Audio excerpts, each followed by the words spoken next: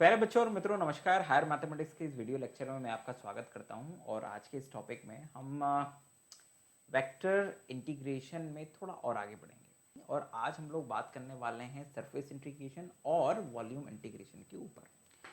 And that's a very very important part. बच्चों में बहुत हद तक आप लोगों ने चीज़ों को समझ लिया होगा, और जो भी प्रैक्टिस क्वेश्चंस आप लोगों को दिए गए थे या जो क्वेश्चंस मैंने क्लास में करवाए थे वो आप लोगों ने कर लिए होंगे, ऐसी मुझे उम्मीद है। नहीं करे हों तो कर लेना, क्योंकि जैसा कि शुरुआती क्लासेस में भी मैंने कहा था कि अगर हमें स्टोक्स थ्योरम, गॉस थ्योरम या फिर ग्रीन्स थ्योरम को समझना है तो उसके लिए हमें पहले लाइन इंटीग्रेशन, सरफेस इंटीग्रेशन और वॉल्यूम इंटीग्रेशन का कंसेप्ट बहुत अच्छे से क्लियर होना चाहिए। ठीक है ना, तभी बाकी की चीज़ें हमें समझने में मदद मिलेगी या हम समझ पाएंगे। इसीलिए हम इन तीन टॉपिक्स को पहले अलग अलग ले रहे हैं और डिटेल में स्टडी कर रहे हैं। ठीक है, तो हमने इस क्वेश्चन में यही करा। ठीक है, क्वेश्चन हमें दे दिया गया था, हम लोगों ने सबसे पहले ग्राफ के थ्रू उसको समझा, फिर उसके बाद हमने ये डिसाइड करा कि भाई ये जो 3D में दिख रहा है हमारा, जिस सरफेस पे हमें इंटीग्रेशन करना है, हमें इस सरफेस इंटीग्रेशन को किस प्लेन पे ले जाके इवैल्यूएट करना है।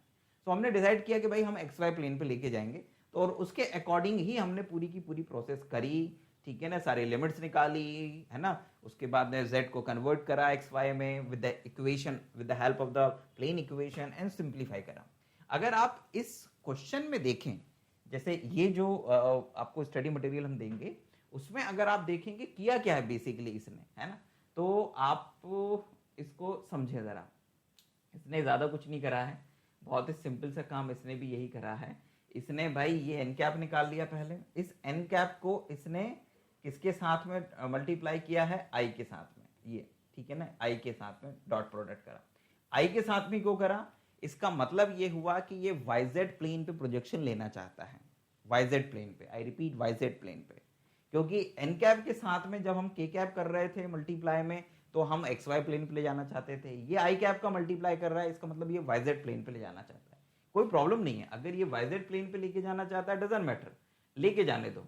तो आई बराबर इसके पास में ये आ गया, और आई डॉट एन कैप यहाँ पे ले लिया इसने। ठीक है ना, now where S1 is the projection of the plane area S is equal to ABC on YZ plane. देखो अब इसने YZ प्लेन पे लिया, देखो ये प्रोजेक्शन। ठीक है ना, यही मैं आपसे कह रहा था कि ये YZ प्लेन पे प्रोजेक्शन लेगा। तो जैसे ही इसने YZ प्लेन पे प्रोजेक्शन लिया विद्यार्थियों, तो बहुत ही सिंपल सी बात है, F डॉट एन कैप, ठीक है, ये तो निकालना ही था, दोनों का मल्टीप्लाई कर दिया, ये आपके पास में आ गया। Now therefore this become this one, ये इसकी वैल्यू है, दिस इज इक्वल्स टू, ये surface integral this one is equals to this one. ये 1/7 लिखा, यहाँ पे 2/7, 7 से कैंसिल कर दिया, और आपके पास में क्या कहते हैं, ये जो 2 है यहाँ से कॉमन 2 निकल के ये आपके पास में 6z माइनस 6 प्लस 3y आ गया। Now this is your what, ये आपके पास में फाइनली अभी आ गई है वैल्यू। अब यहाँ पे लिमिट निकालनी है, क्योंकि अब आप yz प्लेन पे जा रहे हो। तो yz प्लेन पे जाओगे विद्यार्थियों, तो बेसिकली अगर ये y है, ये z है, तो आपकी जो लाइन है वो बेसिकली कैसी बनेगी, y को कहाँ पर इंटरसेक्ट कर रही थी, y को कर रही थी वो इट्स 040, और z को कर रही थी 002, है ना, यहाँ पर कर रही थी ना।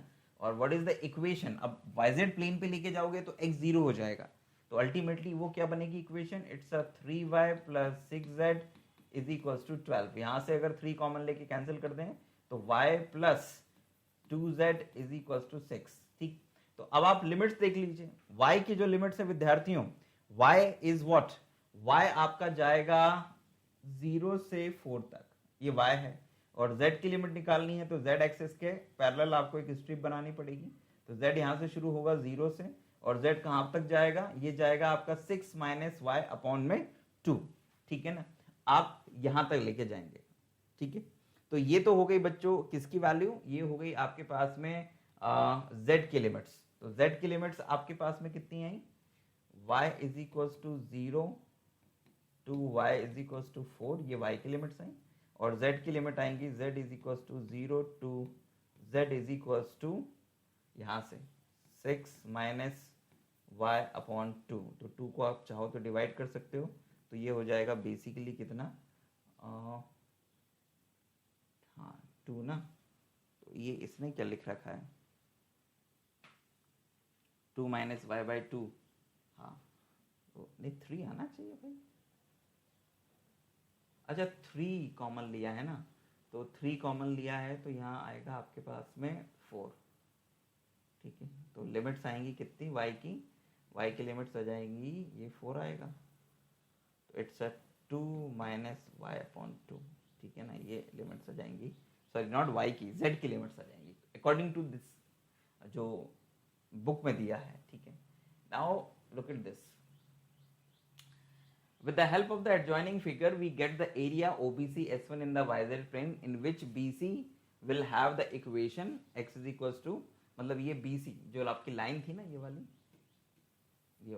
वाली लाइन, इसको BC बोला उसने, तो उसकी जो इक्वेशन होगी बेसिकली वो कितनी हो जाएगी, वो इक्वेशन हो जाएगी आपकी ये आपके पास में इक्वेशन हो जाएगी ये वाली, ठीक है ना। तो हेंस कंसिडरिंग व्हाट, क्या कह रहा है वो, hence considering elementary strip P Q parallel to O Z, और ठीक है वो हो जाएगा। और ये आपके पास में अल्टीमेटली y की लिमिट्स आ जाएंगी कितनी, y is equal to 0 to 4, और z इज इक्वल टू आ जाएगा आपके पास में कितना, z इज इक्वल टू आ जाएगा आपके पास में ये z is equal to 0 to 2 minus y upon 2, ठीक। कैसे लिया ये मैं आपको बताया है ना उस फिगर के माध्यम से। मेनली ये सब इस फिगर का खेल है, इसमें कहीं लिखा नहीं है, बस कहानी लिख दी है, तो वो आपको बेसिकली समझना है, कहानी लिखने की कोई जरूरत नहीं है अननेसेसरी। नाउ दैट्स ओके, तो ये उसने लिमिट्स लगा दी बच्चों, ओके 0 टू 4 y की और z की 0 टू 2 माइनस वाई बाई 2 और दिस वन। अब यहाँ पे हो क्या रहा है बच्चों कि y और z की लिमिट्स हैं और y और z ही है, यहाँ पे x है ही नहीं, तो आपको प्लेन की इक्वेशन से यहाँ पे कुछ भी सब्स्टिट्यूट करने की जरूरत नहीं है, मतलब किसी वेरिएबल को दूसरे वेरिएबल में बदलने की जरूरत नहीं है, आप इसको सिंपली इंटीग्रेट कर दीजिए। पहले उसने z के रिस्पेक्ट में इंटीग्रेट करा और देन उसके बाद में y के रिस्पेक्ट में इंटीग्रेट कर दिया, और अल्टीमेटली जो आंसर है विद्यार्थियों वो आपके पास में कितना आ गया, 8 आ गया, और यही आपको लाना था, ठीक। सो प्रोसेस आप कोई भी करो, किसी भी प्लेन के ऊपर आप प्रोजेक्शन लो विद्यार्थियों, आपके पास में सही आंसर आएगा। एक और दूसरा, मतलब अभी आपने YZ से समझ लिया, XY से समझ लिया, आप चाहो तो एग्जैक्ट प्लेन पे प्रोजेक्शन लेके देख लेना, तब भी सही आएगा, ठीक है। बस आपको क्वेश्चन के साथ में जूझने की ताकत होना चाहिए, थोड़ा सा पेशेंस होना चाहिए। अगर कहीं गलतियां हो सकता है, गलतियां हो, बिकॉज प्रैक्टिस नहीं करोगे तो गलतियां हो सकती हैं, तो गलतियां अगर हो तो घबराना मत, फिर से चेक करना, जैसे हमसे हो गई थी एक, वही बस सिंपल से टेबल 18 क्या कहते हैं 9 से कितना होता है, हमने ये ध्यान नहीं दिया और 144 लिख दिया, जबकि वो 162 था, ठीक है ना। 18 8 से 144 होता है, यस। अब थोड़ा सा और आगे बढ़ते हैं विद्यार्थियों इसमें, एंड लेट्स सी कि और क्या कुछ क्वेश्चंस दिए हुए हैं। जैसे ये तो लाइन इंटीग्रेशन का है, इसको हम पहले देख चुके हैं तो इसको देखने की ज़रूरत नहीं है। लाइन इंटीग्रेशन की रिक्वायरमेंट अभी नहीं है, ये भी नहीं है, ओके। एंड दिस वन, ये भी लाइन इंटीग्रेशन है, this one is the surface integration विद्यार्थियों। तो हम इस सरफेस इंटीग्रेशन के क्वेश्चन को देखेंगे। सो थोड़ा सा मैं इसको बड़ा कर लेता हूँ,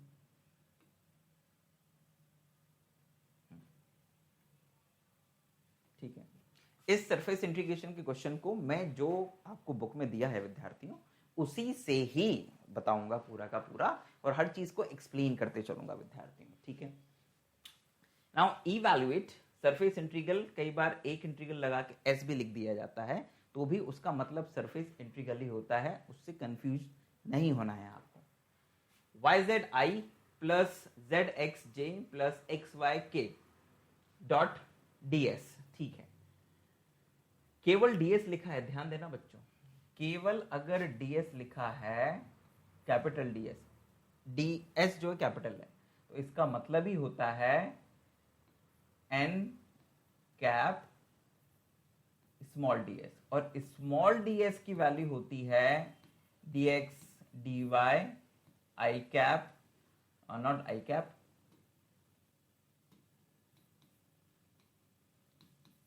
के कैप डॉट एन कैप अगर एक्स वाई प्लेन पे प्रोजेक्शन लिया है और उसके अकॉर्डिंग होता रहता है, उसके अकॉर्डिंग बदल जाती है फिर अगर आप किस प्लेन पे ले रहे हो।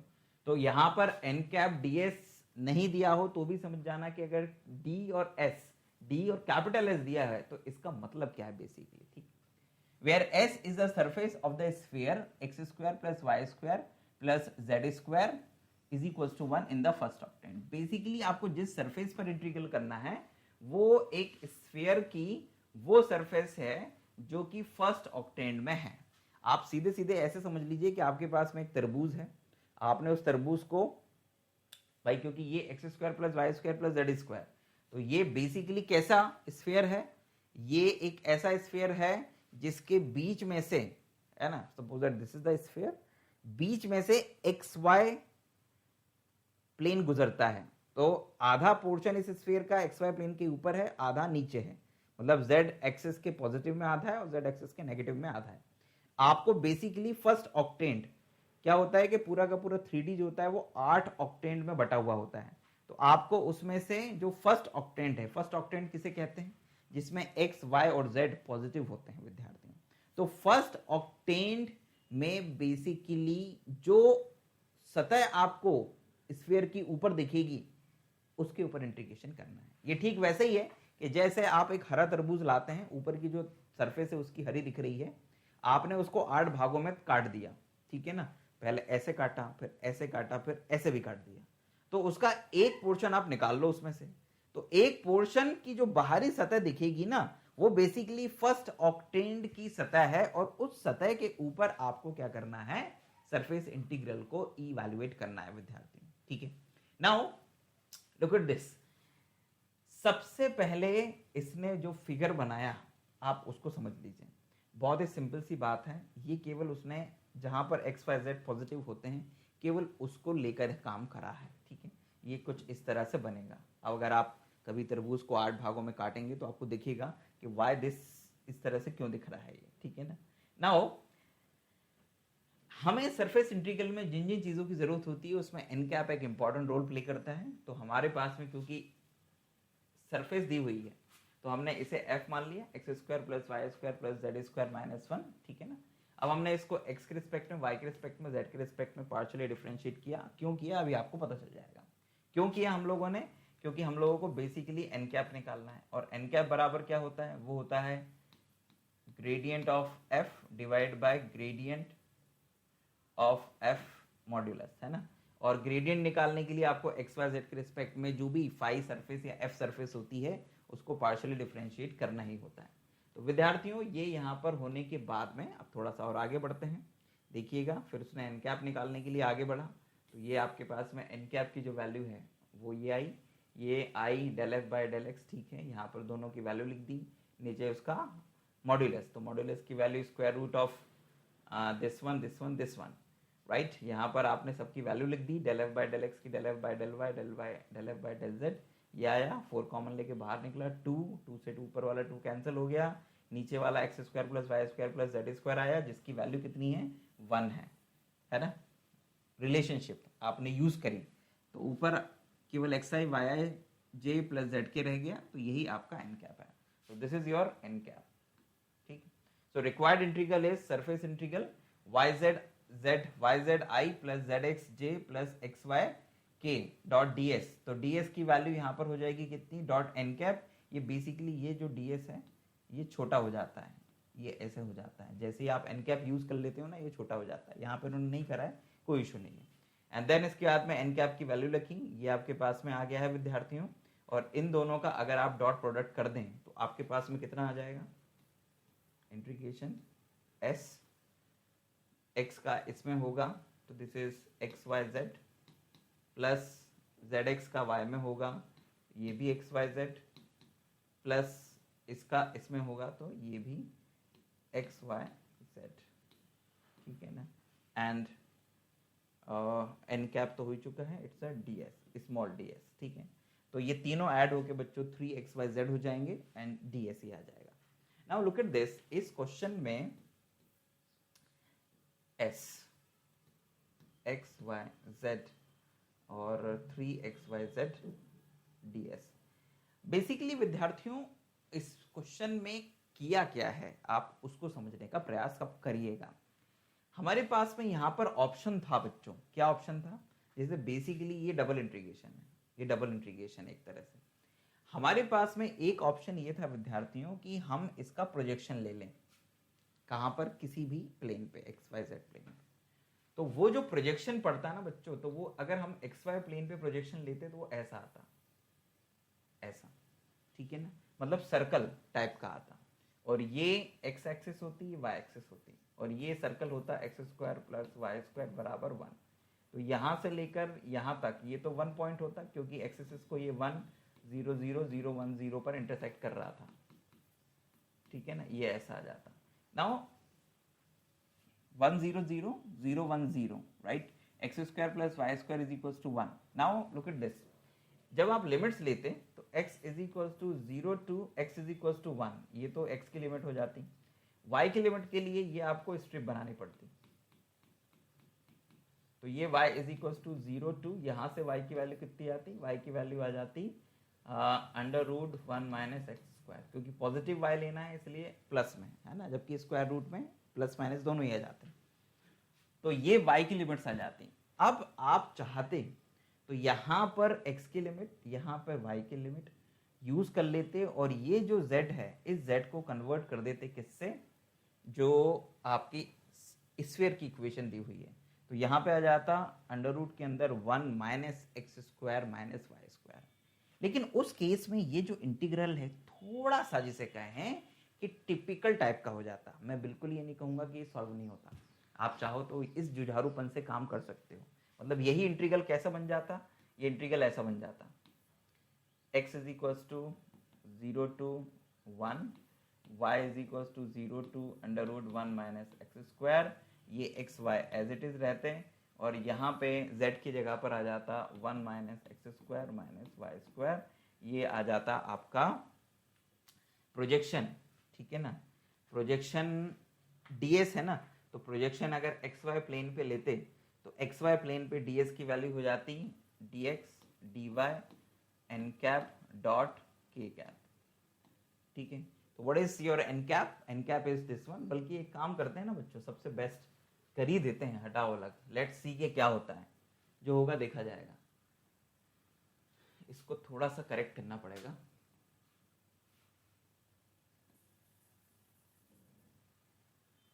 ठीक है ना, तो यहाँ पे मैं थोड़ी सी लैंग्वेज लिख देता हूँ, क्या लिख देता हूँ, रुको अब इसको कर ही देता हूँ मैं अलग से, जैसा बुक में दिया है वैसा ना करके अलग से कर देता हूँ, रुको जरा एक गिव मी फ्यू सेकंड्स, ठीक है। हाँ, तो ये तो लिमिट्स निकालना मैंने आपको सिखा दिया। नाउ लुक एट दिस, ये जो क्वेश्चन है इसको इक्वेशन नंबर आप 1 नाम दे दीजिए फिलहाल, और यहाँ पे लिखिएगा late S1 be the, let S1 be the projection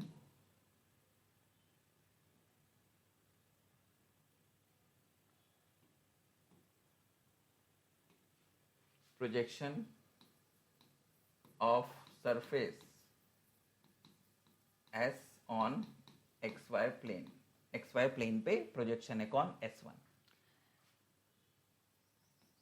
figure given, ये फिगर जो आपने बनाया था ना बच्चों, बेसिकली ये उसी का फिगर है, ये आपका S1 है इस तरह से, और यहाँ से लिमिट्स भी आ जाएंगी, ठीक है ना। Then limits of XY in XY plane s क्या हो जाएंगे बच्चों, या आर, जो भी लिखना चाहें आप, x is equal to 0 to x is equal to 1, y is equal to 0 to y is equal to under root 1 minus x square, ठीक है, बहुत सिंपल सी बात है। सो देयरफॉर जो आपका इंटीग्रल है, जो आपका इंटीग्रल चल रहा था, उस इंटीग्रल i की जो वैल्यू है वो क्या हो जाएगी, this become double s integral x y z 3x y z ds is equals to become double integral, हम S1 कर रहे हैं, है ना, आप यहाँ पे भी डबल लगा सकते थे, कोई इशू नहीं है, लगा ही लो, बल्कि बेटर होगा डबल ही लगा के रखो। S1 3xyz एंड यहां पर ds की जगह जैसे ही आप S1 ले लेते हो ना, तो फिर आपको ds नहीं लिखना है, फिर आपको लिखना है dx dy n cap dot k cap. ठीक है, अब n cap dot k cap क्या है, आपको जो n कैप आपने ऊपर निकाला था, ये जो आपने n कैप निकाला था, इस n कैप के साथ में अगर आप n cap dot k cap निकालोगे तो वो कितनी वैल्यू आ जाएगी, है ना। k कैप का बस डॉट प्रोडक्ट कर दो बच्चों, तो k कैप का डॉट प्रोडक्ट करोगे तो केवल z आ जाएगा, ये केवल z आएगा। तो इस z की वैल्यू को कहां पे लिखोगे बच्चों, इस z की वैल्यू को लिखोगे यहाँ पे, ये यहाँ पे n cap dot k cap की जगह पे। तो ये आ जाएगा integration along S1 3xyz into dx dy और ये z, तो ये z से z कैंसिल हो जाएगा। पूरे क्वेश्चन में केवल आपका xy रह जाएगा बच्चों। तो उस xy को यहाँ पे और आगे बढ़ाओ, सॉरी ये xy रह जाएगा, तो 3 को तो बाहर लिख दो। अब क्या करो, S1 पर जो लिमिट्स थी ना xy की वो यूज कर लो, तो 0 to 1 लिमिट और 0 to √1 माइनस एक्स स्क्वायर, ये लिमिट आ जाएगी। और आपके पास में आ जाएगा 3 तो लिख दिया बाहर, xy dx और ये dy। Now this is equals to 3, ये आपके पास में 3 आ गया। Now 0 to 1 0 to √1 minus x square xy dx dy। तो आपके पास में विद्यार्थियों अब आपको ध्यान देना है कि ये एक डबल इंटीग्रल बन गया है, और अब इस डबल इंटीग्रल में इंटीग्रेशन किसके रिस्पेक्ट में पहले होगा, आपको बस वो ध्यान देना है ना। तो अगर आप ध्यान से देखें कि y की लिमिट जो है वो x के टर्म्स में है, तो पहले y के रिस्पेक्ट में इंटीग्रल होगा। तो y के रिस्पेक्ट में इंटीग्रल अगर होगा तो ये 0 to 1 को तो रहने दो, x को बाहर कर दो और integration 0 to √1 minus x square, y को अंदर करो dy को अंदर करो, ब्रैकेट लगाओ, यहाँ पे dx लिखो। क्योंकि y के रिस्पेक्ट में पहले इंटीग्रेशन होना है, तो बाकी चीज जो कांस्टेंट है y के रिस्पेक्ट में उनको आप बाहर कर दीजिए, कर दिया आपने बाहर। Now this is equals to 3 integration 0 to 1, ये x सही है। y का इंटीग्रेशन हो जाएगा विद्यार्थियों y स्क्वायर अपॉन 2 और लिमिट आ जाएगी 0 to √1 माइनस एक्स स्क्वायर, भैया एक्स स्क्वायर आ जाओ, ये dx। अब लिमिट रख दो बच्चों, 1/2 को बाहर कर दो तो ये 3/2 हो जाएगा, इंटीग्रेशन 0 to 1 हो जाएगा, ये x सही है। जैसे ही यहाँ y की जगह पर आप √1 माइनस एक्स स्क्वायर करेंगे तो y स्क्वायर के कारण रूट हट जाएगा, तो ये आ जाएगा 1 माइनस एक्स स्क्वायर और ये dx। Now this is equals to 3/2 और यहाँ पर आप लिख देंगे 0 to 1 x minus x cube. अरे यार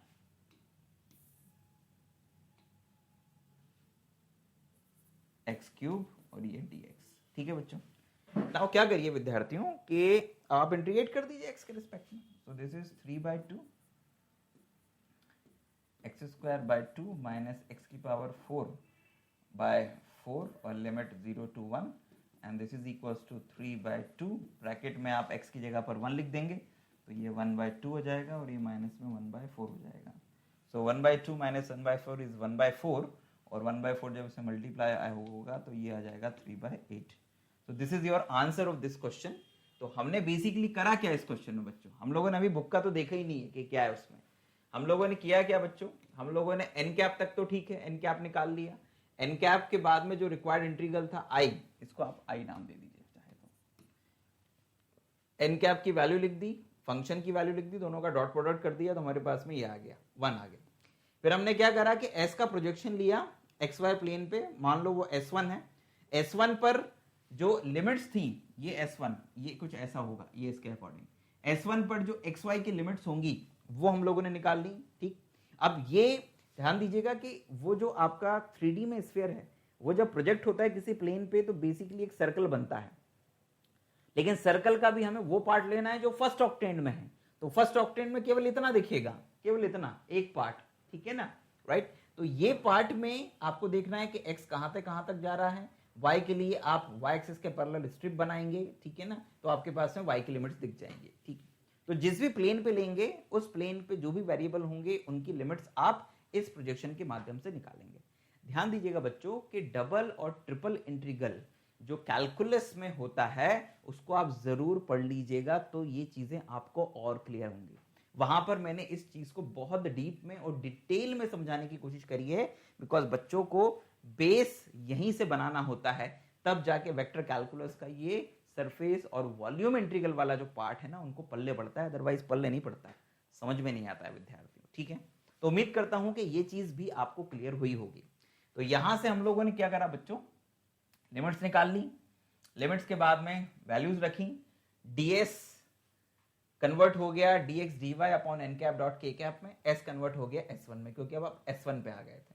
N cap dot k cap की वैल्यू हमारे पास z आई, z से z कैंसिल कर दिया, ये आया, पहले y के रिस्पेक्ट में इंटीग्रेशन किया, फिर x के रिस्पेक्ट में, अल्टीमेटली आंसर कितना आ गया हमारे पास में, आंसर आ गया हमारे पास में 3/8। नाउ यू कैन चेक कि हमने क्या सही किया है।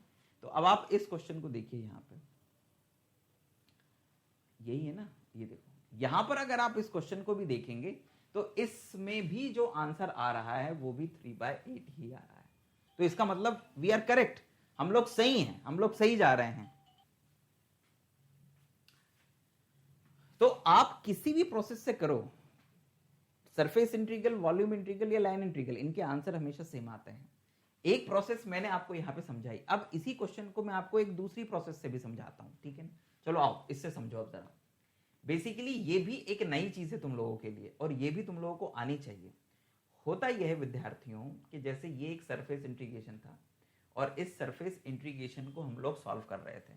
तो बेसिकली इसमें सरफेस इंटीग्रेशन में हमेशा दो वेरिएबल्स को लिमिट के रूप में लिया जाता है। कितने वेरिएबल्स को? दो वेरिएबल्स को। हमारे पास में ये स्थिति बन रही थी, सरफेस इंटीग्रेशन 3xyz ds, यहां पर बन रहे थे तीन वेरिएबल। क्या बन रहे थे? तीन वेरिएबल। और हम एक स्फीयर पर इंटीग्रेशन कर रहे थे, स्फीयर की सरफेस थी बेसिकली।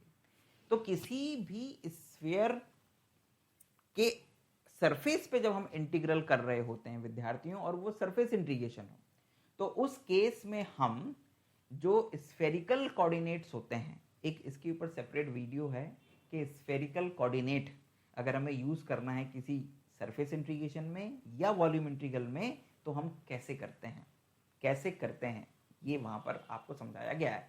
आप चाहो तो वो वीडियो जाके देख लेना।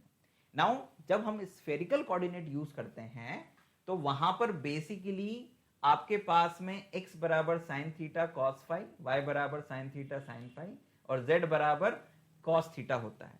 और जो एलिमेंट्री सरफेस एरिया होता है विद्यार्थियों, वो आपके पास में कितना होता है? ds इज इक्वल टू होता है sine theta d theta d phi. मतलब पूरा का पूरा जो क्वेश्चन है वो थीटा और फाई में कन्वर्ट हो जाएगा। अब आप पूछेंगे कि सर ये थीटा और फाई कहां से आया और ये है क्या बेसिकली? तो होता यह है विद्यार्थियों कि जब हम किसी भी स्फेरिकल मतलब किसी कार्टेशियन कोऑर्डिनेट सिस्टम को स्फेरिकल कोऑर्डिनेट सिस्टम में कन्वर्ट करते हैं, तो बेसिकली हम लोग वहां पे ऐसे वेरिएबल्स को यूज करते हैं। देखो, स्फीयर बनाने के लिए XY प्लेन पे एक एंगल ले लिया जाता है फाई, जो इसको ऐसे ऐसे घुमाता है पूरा, और एक एंगल, देखो एक एंगल ऐसे घुमाने वाला जो सर्कल बना देगा, और फिर उस सर्कल को पूरा ऐसे घुमाकर इधर उधर घुमाने वाला ताकि बाहर की सरफेस जनरेट हो जाए, उसके लिए एक एंगल और ले लिया जाता है, वो होता है फाई। तो एक पहले आप सर्कल घुमाओगे और उस सर्कल को फिर वो ऐसे ऐसे घुमाएगा, कौन? ये थीटा एंगल। तो मतलब कि XYZ जो वेरिएबल हैं अब केवल कन्वर्ट हो जाते हैं फाई और थीटा में। ओके, और फिर हम जो लिमिट्स लेते हैं वो केवल फाई और थीटा के लेते हैं, क्योंकि हमें इस सरफेस पर इंटीग्रल करना है विद्यार्थियों, है ना। तो अब यहां पे प्रोजेक्शन की जरूरत नहीं पड़ेगी, हमें केवल इस सरफेस पे इंटीग्रल करना है विद्यार्थियों। इसलिए इस सरफेस को बनाने के लिए थीटा और फाई को कितना घूमना पड़ेगा, केवल आप वो देख लो बस।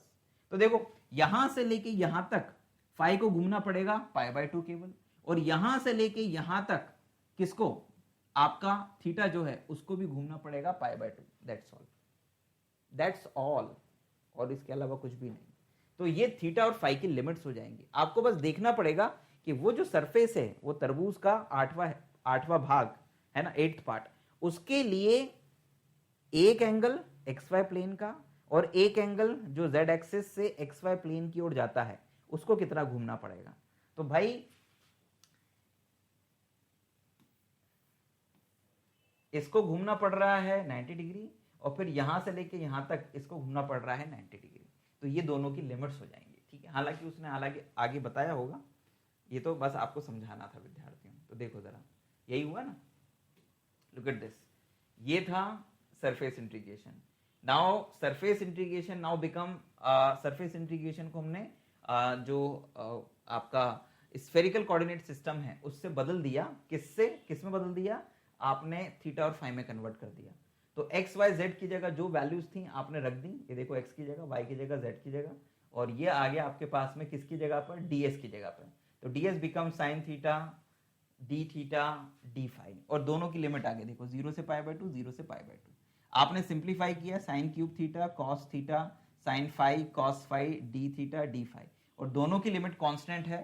तो आप किसी के भी रिस्पेक्ट में पहले इंटीग्रेशन कर सकते हैं। जैसे यहां पर इन्होंने थीटा के रिस्पेक्ट में इंटीग्रेशन देखो ये कर लिया है, साइन थीटा, ठीक है, sign cube theta d theta, और ये जो आपके पास में कॉस थीटा भी तो था बेसिकली, तो कॉस थीटा और साइन थीटा को इंटीग्रेट करने के लिए उसने क्या करा है, मुझे लगता है कि इन्होंने कुछ और तिकड़म लगाई है, साइन फाई भी है कॉस फाई भी है। तो इसको पहले आई थिंक इसको 2 इंटीग्रेशंस में तोड़ा है बच्चों, है ना, समझा देता हूं मैं, कोशिश करता हूं।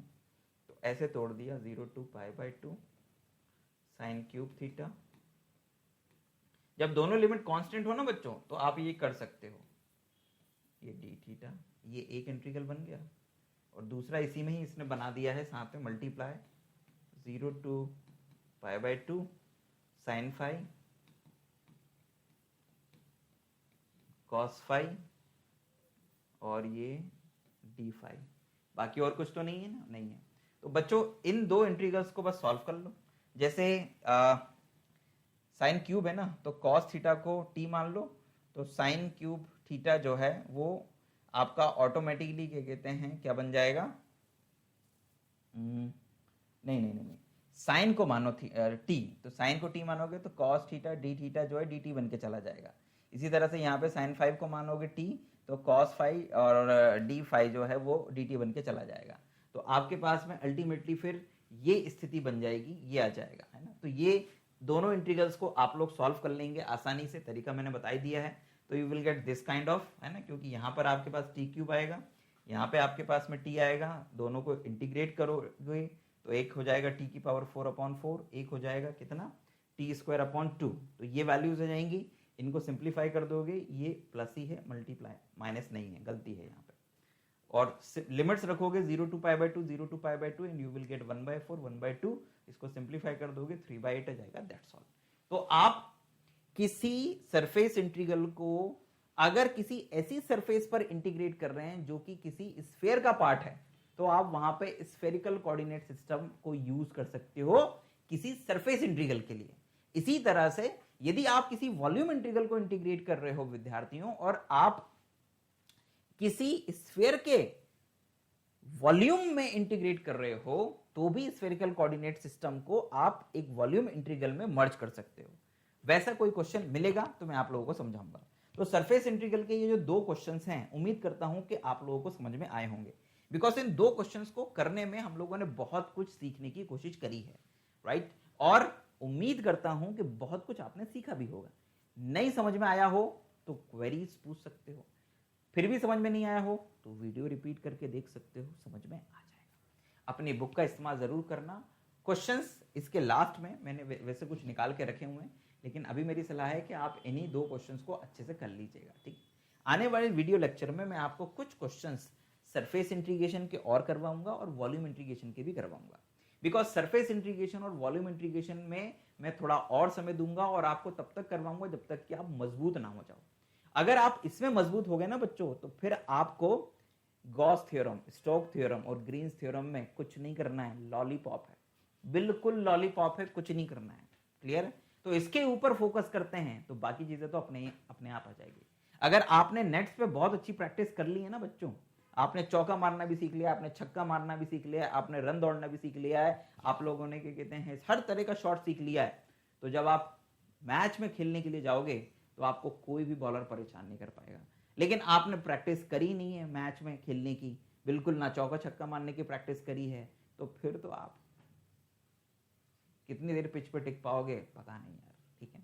तो विद्यार्थियों, हम जल्दी फिर से मुलाकात करेंगे सरफेस और वॉल्यूम इंटीग्रेशन के सेकंड पार्ट में। कोशिश तो थी कि एक ही पार्ट में खत्म हो जाए, पर नहीं हो पा रहा है क्योंकि है ही टॉपिक ऐसा।